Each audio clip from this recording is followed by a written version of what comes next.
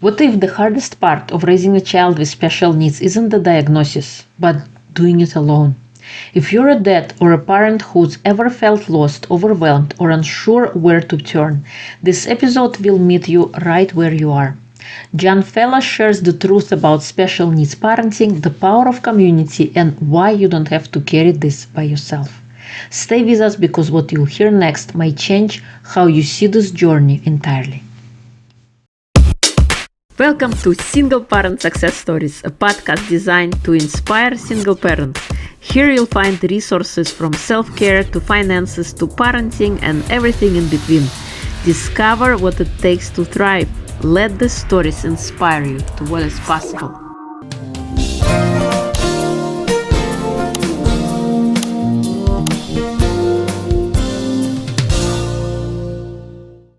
Give the woman in your life something that truly matters, or better yet, give it to yourself. The gift inside is for every woman who spent decades being everything to everyone else. It's time to remember who you are and rediscover your happiness. This isn't just a book, it's a permission to put yourself first again. Available now, because the best gift you can give is helping someone find themselves. Welcome to Single Parent Success Stories. Today we have a special guest, John Fela. He is a national disability advocate working with both faith-based and secular disability organizations. He previously worked for Gianni and Friends, a global disability ministry. And prior to that, he spent almost 20 years in education, serving in a variety of roles as a classroom teacher in both public and private school settings, as well as being a mentor, teacher, and school director. He holds certifications in both Montessori and traditional teaching methods and trained in a variety of specializations, including ESL and special education. He's a public speaker, blogger for a variety of disability advocacy platforms, and author of Faith Like My Father, a memoir of his journey as a parent of disability. John lives in Lyons, Illinois with his wife, Faith, and is a father to his son, Christopher. Welcome, John. It's a pleasure to have you. Absolutely. Thank you so much. Thank you. So please share with us how did your journey started? Why did you decide to become an advocate? Yeah, absolutely. So I always start off when I share my story by explaining that I am a parent of disability. My son Chris, who is 17, autistic, and is also nonverbal, so he doesn't communicate. He's the reason why I started doing everything. And really it came down to when he was very young and we first discovered his diagnosis and trying to figure out exactly how to best support him in all ways. I realized, and I think he and his mom, who I'm now divorced from, I think we realized how little we had in terms of resources, but also in terms of relationships, in terms of community. We were really kind of on an island, as they say, and we had family and friends that cared and would check on us, but we didn't have anybody who really understood. And also very specifically for myself being a dad, and kind of the interesting dynamic that happens when, you are the dad, you are the husband, because men process these things differently, but also I saw the dynamic between his mom and myself was different in terms of how she responded to things, but then also how it put pressures on the family, marriage, and all of that. So it was really something that I intentionally kind of set out to do originally just to meet people like me, right? And it took me several years, kind of once I decided that it was something I needed. And, it started out very small. It was really more about just kind of reaching out and connecting with people in the neighborhood. A lot of families that attended the same school as my son with a disability, connecting with them, trying different versions of, let's say, like a support group. And those didn't necessarily stick in the beginning. But then I kept at it, and then I started to connect with more parents, and I actually started leaning into some of my creativity. And that's where I actually started out as just being a blog writer for a small disability organization in my area. And then that blossomed into me getting connected with and working with larger disability organizations and ministries around the country and doing a variety of things, writing, speaking, sharing my story, but then also, too, connecting with specifically a lot of dads and starting a support group for dads that I'm pleased to say has been going for several years that I still run in my area here in Chicago.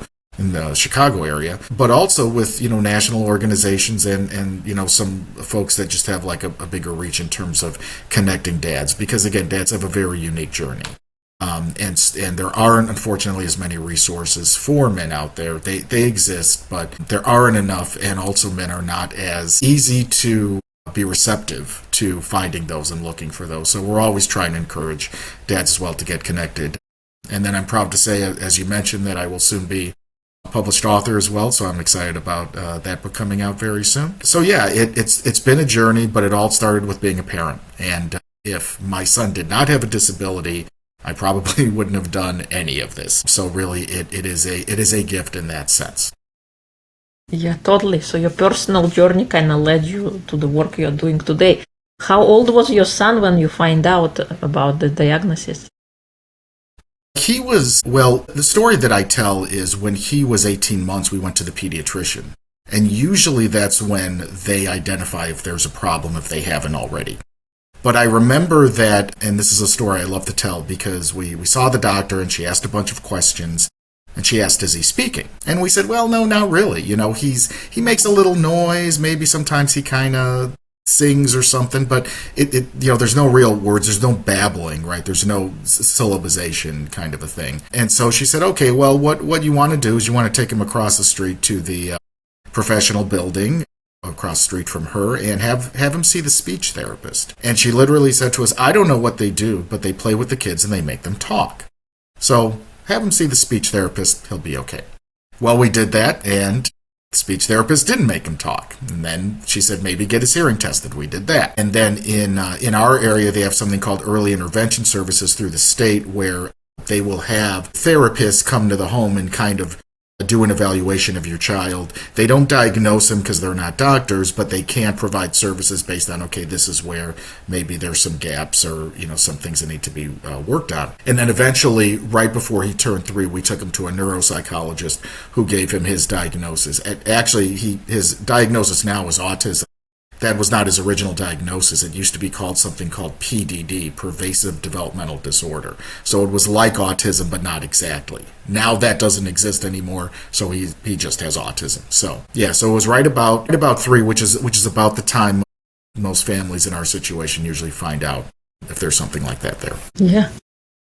What was the greatest challenge that you faced as a special needs dad? For me, it was that I realized it wasn't something I realized overnight. Again, it took me a few years. It wasn't until my son was maybe, after the formal diagnosis that some of these things really started to sink in. But I realized just kind of how lost I was and how much I really didn't know, like, what my role was. So, for example, in a lot of families where there's disability, mom is usually the one who jumps in and takes care of everything. And that's a very typical thing. And that's great. And we love our moms for doing that. And my son's mom is an excellent mom and still is, and very much on top of all of the appointments, the doctors, the therapy, the insurance, all of it. Well, that was her thing, and she liked doing that, and she was good at it, so I didn't need to mess anything up. I certainly helped where, she requested that help or, supported, however. But most men in our situation, usually what they do is they just throw themselves into their work, because men are fixers, right? We want to fix the problem. And if there's no cure, if there's no pill, if there is no particular treatment, okay, well, let me just work really hard because that's what I understand. I will make a lot of money and then we can pay for all of these things. And that's not every guy, right? But that's a story I hear a lot, though. And in my case, I could never do that. I was never the breadwinner. My wife actually always made more money than me. We were both teachers, so, we were kind of in the same area there. But, technically she, on paper made more. So if I couldn't write the checks, if I couldn't just spend money on whatever, and I wasn't doing all of the other stuff that she was already doing, then what was my value, right? What did I do? What did I bring to the family, to the marriage, etc.?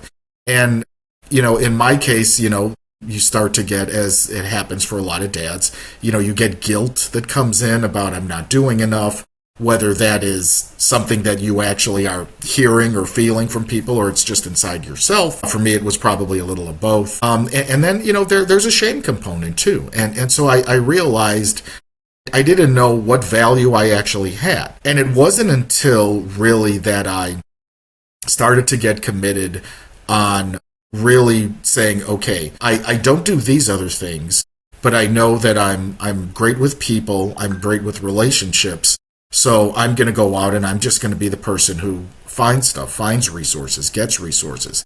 But then over time, I also became the person who could connect people with other people and then, kind of develop social networks and, support groups and this type of thing. So I really leaned into that. And the more I leaned into it, I saw that, my value over time then became more of the big picture guy, right? I'm not the one who was in all the details, but if there was something out there that maybe we needed to find out about or investigate or get information, I was the person who, and still am, I like to think, who know someone to ask or can find an answer kind of a thing. And that's great because I think all families need that too. And again, it doesn't have to be, I want to be clear, I'm certainly not suggesting that only moms can handle the details because dads can too. And a lot of the good dads I know usually wind up doing that. And I certainly do some of that. But it's more about finding out who you are, what your gifts are, and what you can bring to the table to help support the family.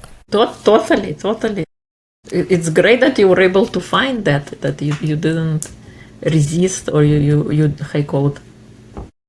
you didn't go into the guilt mode, but you looked for things, how you can add value, how you can add, and it looks different for different people, and you were able to find yours. So amazing. Thank you. What challenges that's faced? I think you mentioned that they go more into work. What kind of advice would you share with dads who are raising kids with disabilities? So my biggest advice is don't do it alone. Do not feel like this is something that you can't talk about, you can't share about, you're ashamed of. This is something very real with men, especially when it's a male child, right? Because a lot of dads want to have the experience of, I want to take, my son, I want him to play sports, or I want him to go with me hunting or fishing or whatever your thing is. And the fact is that, you can still have a relationship with your child. It's going to look different. It probably will look different, but it doesn't mean that there aren't things you can't do together or share. And the problem is that men just have a very hard time processing that. And men are also not as easy to, again, find support or want to look to meet someone or to have a conversation with someone. They may with someone that they really know and trust, and that's fine. But what I always say is like, even in my case, I had friends and I would tell them these things and they would look at me and like, I don't know what to do for you, whatever you're telling me makes no sense. I don't know how to help you. So it's a matter of finding people, right? And for men, I know that, it's tough to maybe join a group, a support group where maybe you feel like, okay, I don't want to show up to a room full of strangers and bare my soul or whatever. That's fine. There are definitely opportunities to do that. Again, there are in-person things that I do in my area. There's tons of virtual things out there that I'm connected to. But then I always say, hey, start out with one person, right? Just find one guy you can talk to. Just one. Right? Maybe it's somebody in your community, maybe it's somebody in your child's school, maybe at work, something. Start with one. And if you still can't find one, I always tell people this, and I'm very serious about it. If you have no one else to talk to, reach out to me. I'm happy to talk to you. I'm happy to have a conversation. I may not be the person that ultimately you wind up talking to long term, but I can probably connect you with someone or introduce you to someone. But the fact is that if you have nobody, I have no problem being that person because I know what that's like. I know that feeling of not having anyone to talk to. And sometimes that just makes the most difference. It's great when it can be a lot of people. It doesn't have to be. It can only be one person if necessary. So find that one person then. And then, once you develop a relationship like that, you have someone who at least understands your journey better, who you can share things you probably don't feel good about sharing with anybody, someone who can probably give you some good practical advice and support as well. Yeah, thank you for that. How has your son's disability affected his choices or opportunities for education and independence? Yeah, that's a good one. So here's what I will tell you. When he was very young, we tried him in a lot of the typical preschool settings. We tried them in Montessori, as you mentioned. I have a background in that, so I was very much thinking that that would be a good fit. Traditional school environments, even Montessori, were not a fit for him because of his needs, right?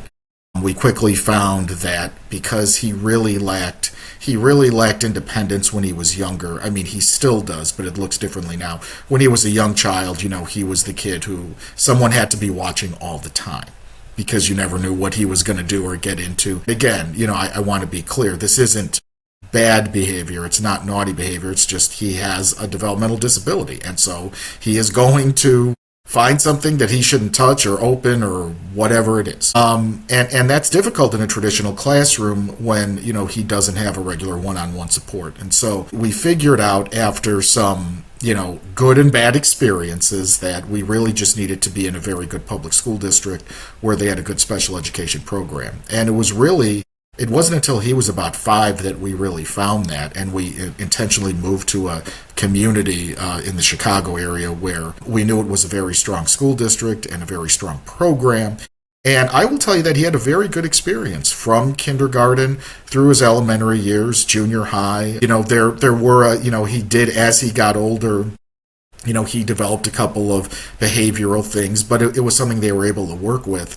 Now, unfortunately, he got to his sophomore year of high school, and again, he had been going to school in the same community, and his behavior just started to become uncontrollable. There were a lot of reasons for it. We think that it was just, as it is with a lot of kids like ours with developmental disabilities, usually puberty, adolescence can be very challenging.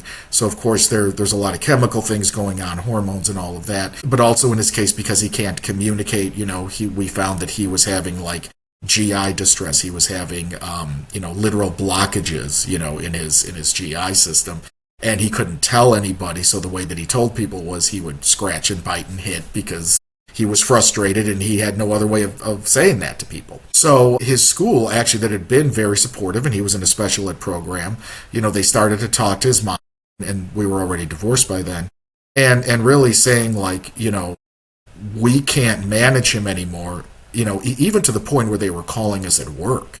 They would call us, and my wife was still a teacher, and of course I was working already in the nonprofit world, but she can't leave a room full of kids, and I may be working from home, but I still have meetings and things. So it became a challenge to say, okay, it looks like one of us is literally picking him up from school every day because you're saying you can't manage him. So then the conversation became, let's find somewhere else. And even though we're in the Chicago area where there are a lot of choices, the thing that I always tell parents is there may be a lot of choices, but they're not all good, right? And so there were some places that said, we can't take him. Maybe we don't have a spot for him. Maybe it's not the right fit based on, what the school is communicating that they're seeing with him. And I don't mean like another public school district. I mean like a therapeutic school, like a special ed school, right?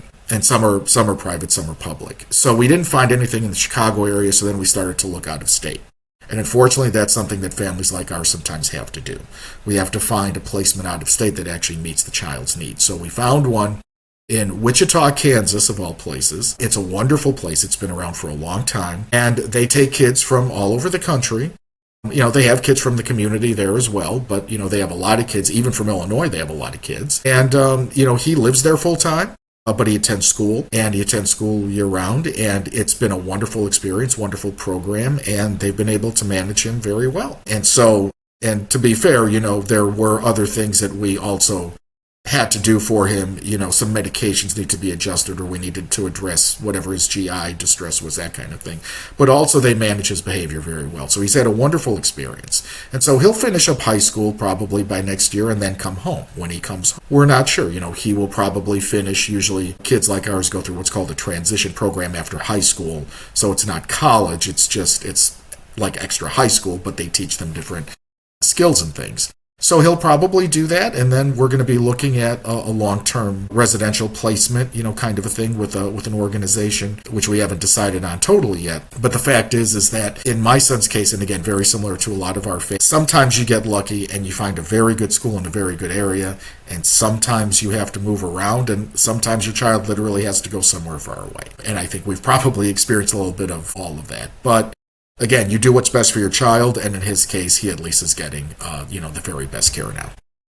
Awesome. And wow, all the way in Kansas, in Wichita. Wow. But cool that you were able to find it, and now he's in good hands. Yeah. What resources should every special needs family know about? Yeah, so there's a lot. And for me personally, things that I recommend, okay?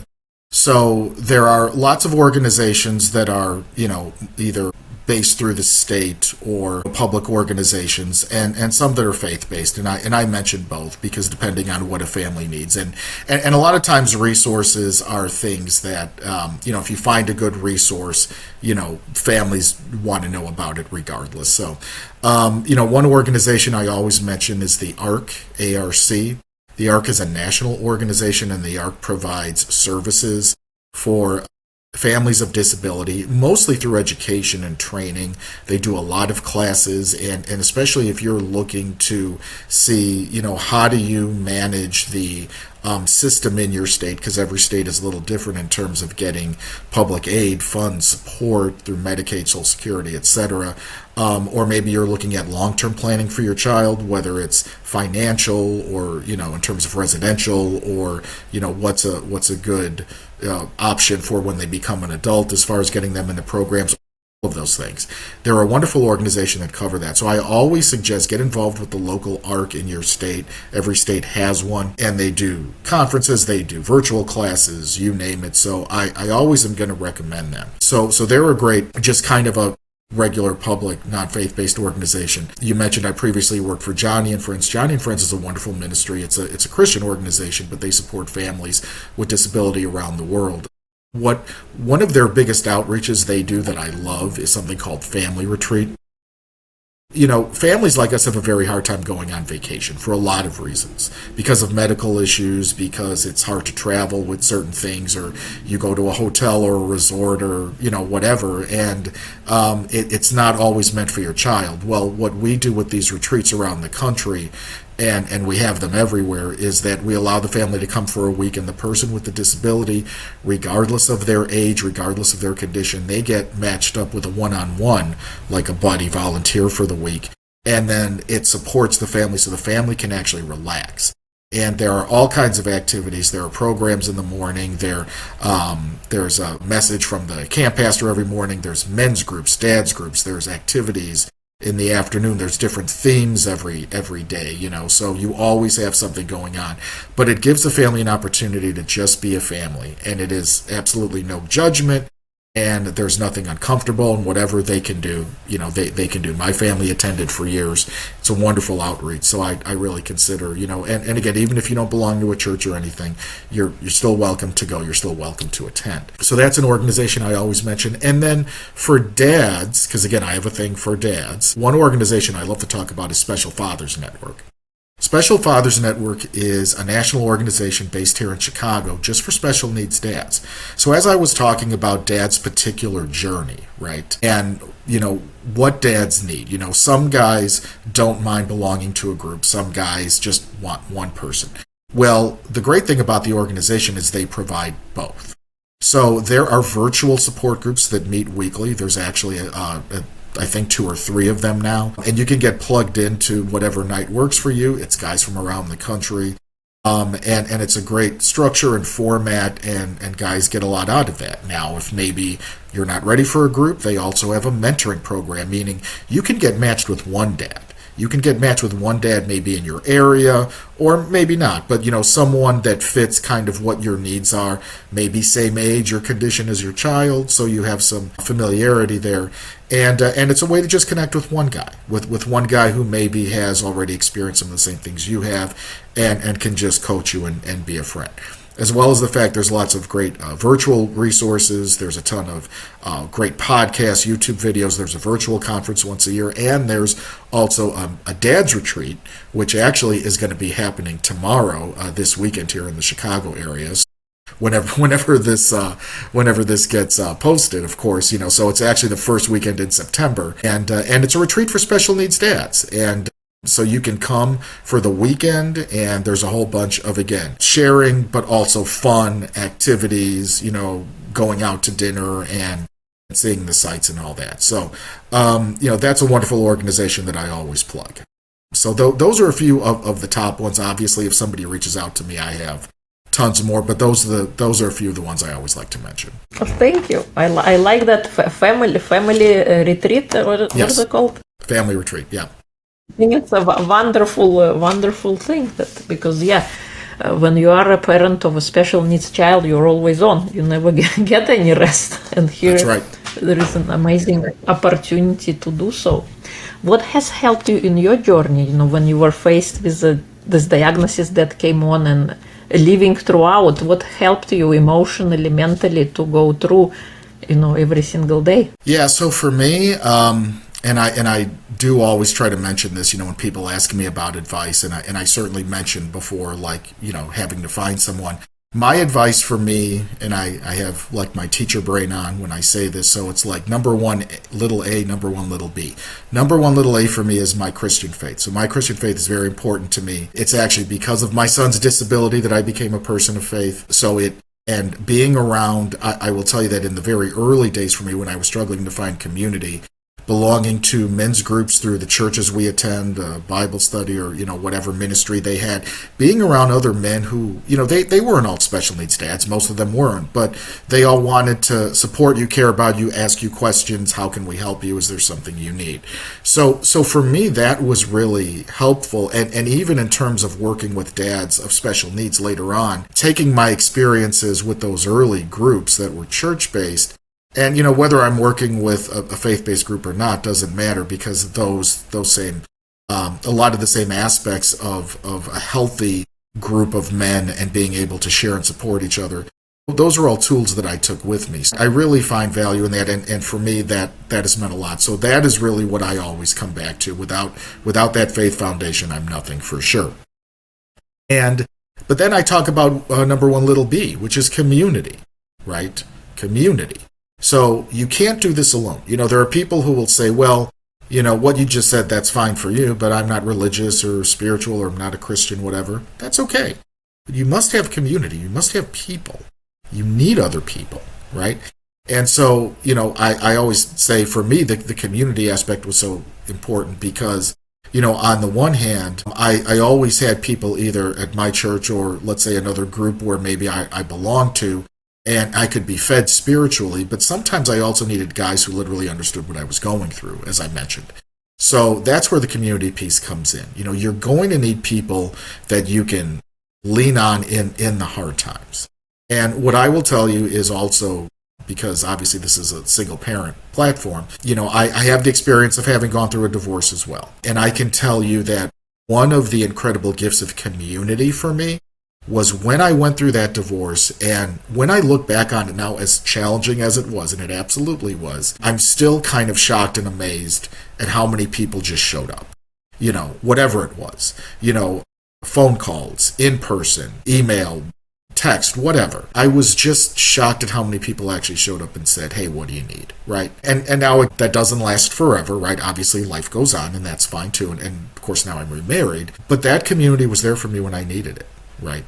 And that's the thing about community is that, as a former pastor once put it when he talked about relationships are like a bank account, right? You have to put deposits in so that when you need something to take out, there's actually something there. So likewise, when I talk about community, it's not just what I get from people, it's what I give or what I can do to help. So of course, I always want to show up for people, not because I need them to do something for me later necessarily, in my head, that's not my motive. But the fact is that you want to support people because someday you may need that support yourself, right? And so you always want to think about how you can show up for someone, either whether it's a big community, small community, one person, because I know I definitely have loved giving back and, giving into that. But I also certainly received as well when I really needed it. So community for me is very important.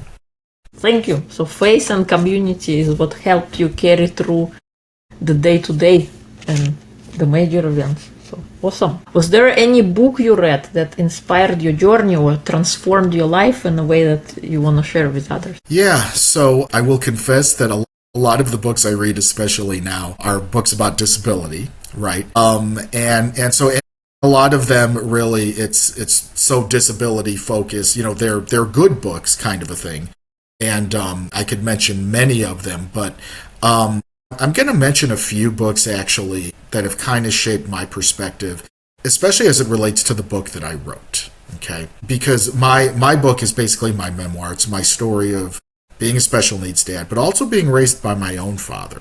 And what's interesting about my father is my father was not a very involved dad at all. My father, quite honestly, was an alcoholic.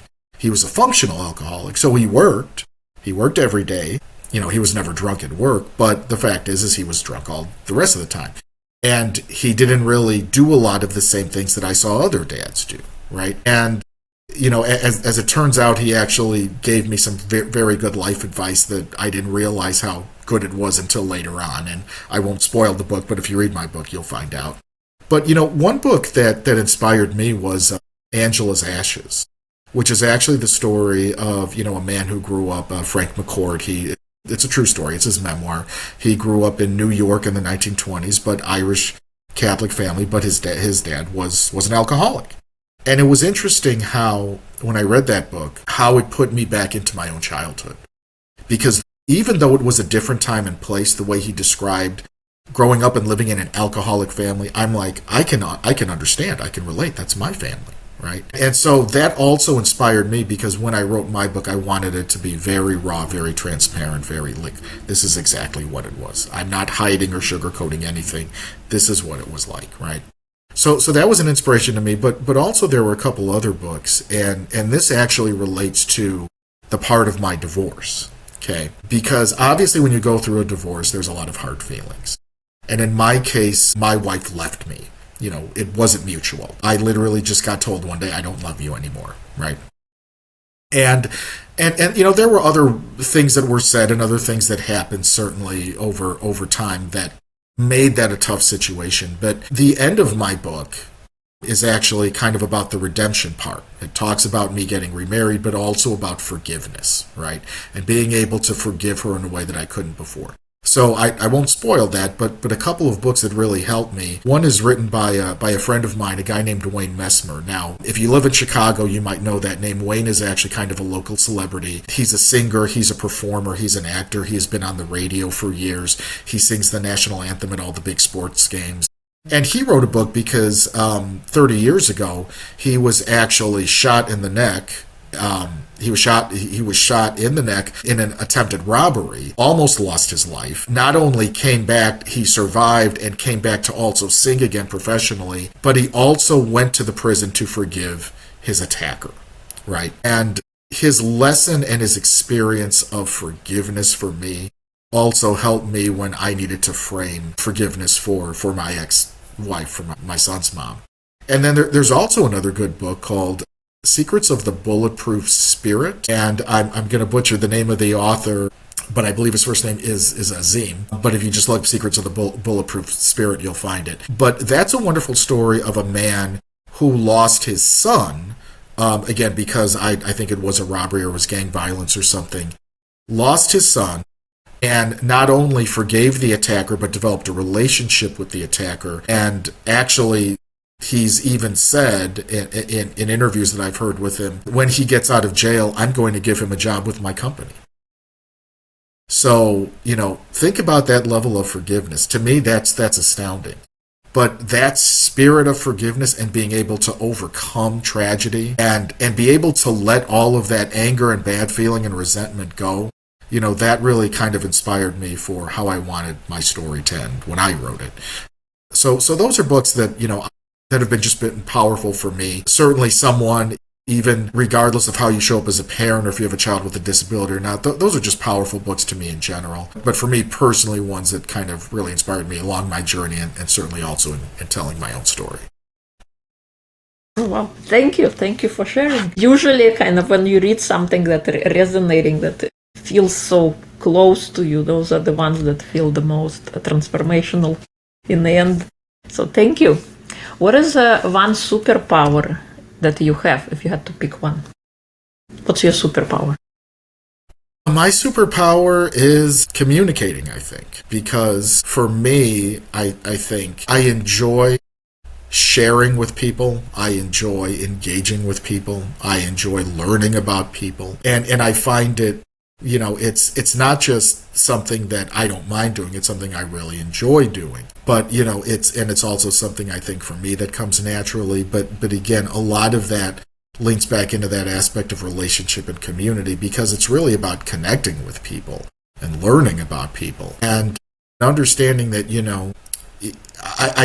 I just don't want to know who you are because I make an assumption. Well, you're just another parent or a dad or whatever. I'm like, okay, what's your story, right? How did you get to where you are? What are you struggling with today? And what do you think about that, right? Because again, I'm going to learn from people. Even if someone comes to me and everything is in their life is falling apart. Okay, I've been there. I can relate to that. But you know what? Maybe I can support you, but you know what? Maybe I can learn something from you too. Maybe there's something about your journey that would actually help bring me perspective, or certainly something that maybe will help me later down the road. So that for me, because it's something I feel I'm good at, but more so it's something I really enjoy. And it's not just about being on a stage in front of a lot of people necessarily, or talking to a big audience, virtually. It's sometimes just that one-on-one conversation you have that has a lot of meaning to it. Yes, thank you, definitely. What do you think is the most important trait to instill in a child? I think the most important trait is empathy. Because, and this is also very personal for me too, because, when people ask me about my son and, why I do this and, what are my hopes and dreams or my fears, I say, look, one day I'm not going to be here anymore. And his mom's not going to be here and stepmom's not going to be here. And he doesn't have any siblings. He's an only child. And, his biological mom and I are only children. So there isn't a lot of extended family. I need this world to be a better place for him, so that when I'm not here, I know that he's not going to be seen as someone who's just weird or that different or out of place or maybe a burden on society or whatever. I need the world to be better for him when I'm gone, when everyone he knows is gone. So, for me, I think instilling empathy and allowing kids to know, what, everybody shows up a little differently. Everybody has a little different experience. Not everyone looks the same. Not everyone likes the same things. Sometimes people will say things that maybe hurt you. Maybe they don't mean it, or maybe they just don't understand they're hurting you. But let's just be aware of others' feelings. Let's be aware of their experiences. Let's be aware of the fact that, there are people who, you don't know their situation when they go home. You go to school with someone, you don't know that child's situation.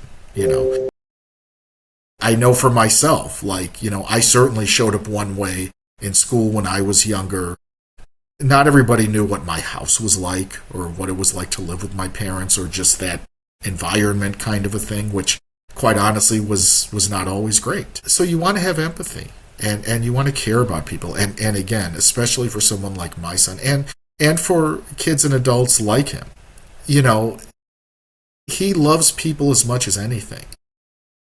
And, that's one of the hardest things about being a parent of disability is that, my son is 17. If my son was typical, if he didn't have autism, yeah, we'd be talking about where you're going to go to college, what are you going to do, what kind of job are you going to get, maybe you move away from home. Okay, fine. You're an adult. You have your life.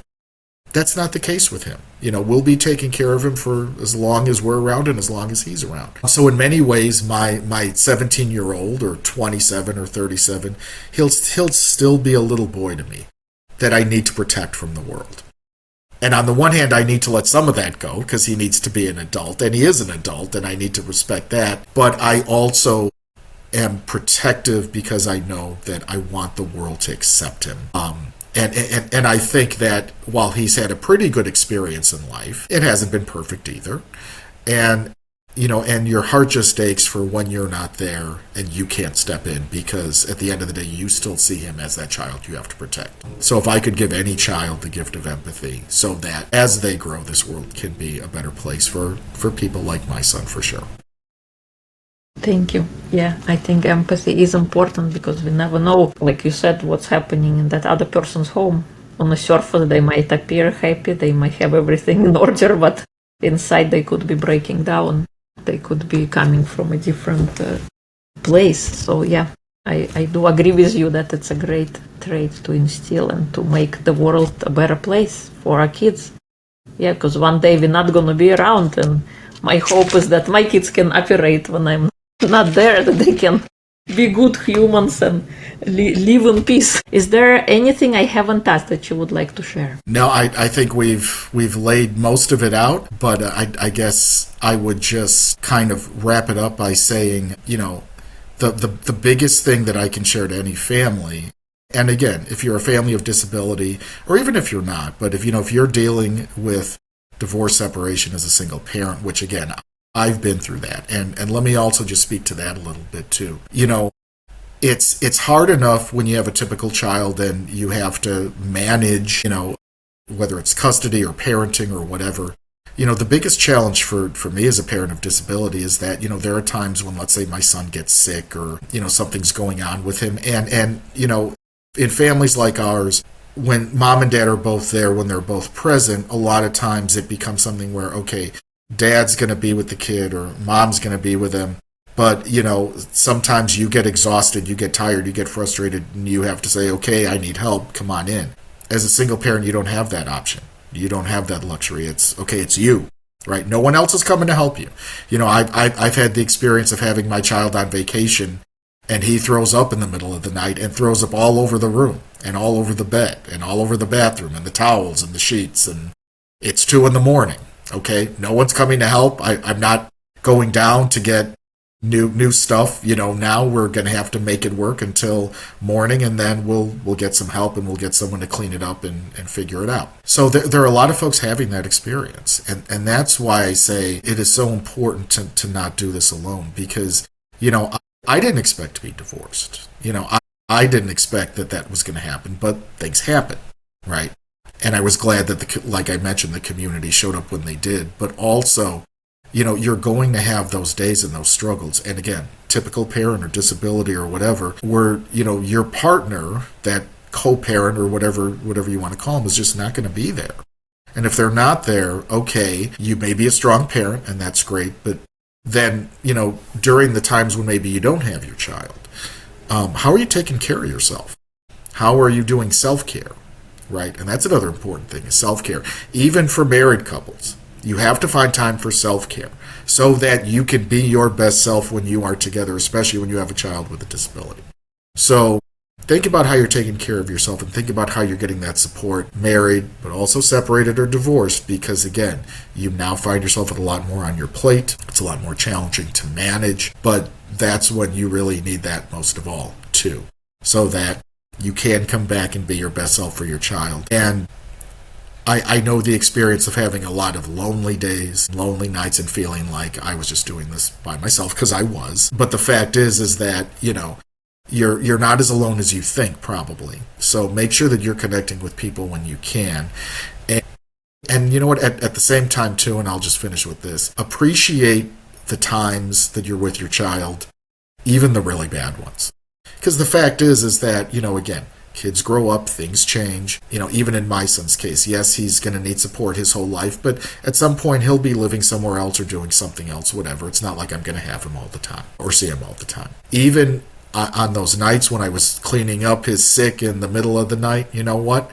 That was still a time we had together. That was still an experience. And I'm still grateful because we were together for, something like that, for a trip or vacation. So appreciate even the hard times. Because the hard times don't last, but there's always something good. There's always something good to see, even in the worst of times. Yes, you're so right. Kids grow up so fast. And I can totally relate of, being a single parent. Because in my case, it was like your case of a spouse, walking away. It's you yourself and I. Doesn't matter. You can never be sick. Or you could be sick, but your kids, you gotta be on 24/7. You get no vacation, no rest, no time off. If you're crawling on the floor, scrape yourself off and keep on going. Because there is nobody coming to save you. There is nobody coming to do anything for you. That's right. Totally get you. Thank you so much. Thank you for coming on and sharing your story and your wisdom. If people would like to connect with you and learn more about the work that you're doing, where would they go? Yeah, so if you just put my name, I always kid about if you put my name in the Google machine, you'll find me. I do have a website. It's just myname.com, johnfela.com.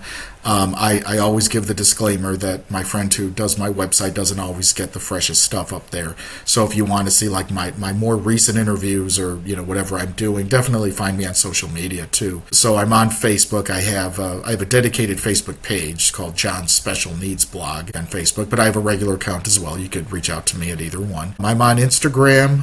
John_Fela_1. I'm on LinkedIn, X, all of those other ones. Just put my name in, you'll find me. And again, feel free to message me or connect with me. Again, more than happy to talk to you.